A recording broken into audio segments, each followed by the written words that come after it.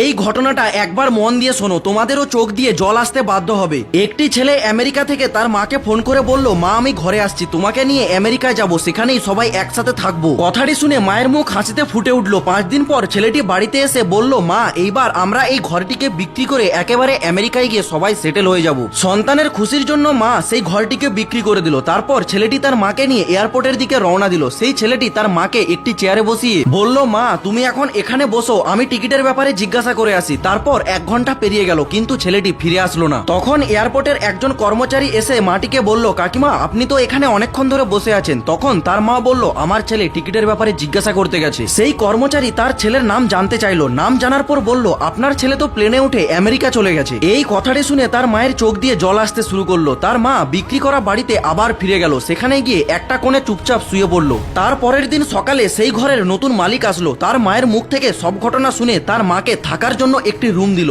একদিন সেই মালিকটি তার মাকে বলল, আপনার তো অনেক বয়স হয়ে গেছে, আপনি কোনো আপনার আত্মীয়র বাড়িতে চলে যান। কিন্তু তখন তার মা বলল, হয়তো আমার ছেলে আমাকে মনে করে আবার ফিরে আসতে পারে, তখন তার খেয়াল তো রাখতে হবে। এটা থেকেই আমরা বুঝতে পারলাম, সন্তানরা যা কিছু করুক না কেন, মা সবসময় তার সন্তানদের কথা আগে ভাবে। আর হ্যাঁ বন্ধুরা, সেলিব্রিটিদেরকে তো সবাই লাইক করে। আজকে দেখা যাক মায়ের জন্য এই ভিডিওতে কজন লাইক করে।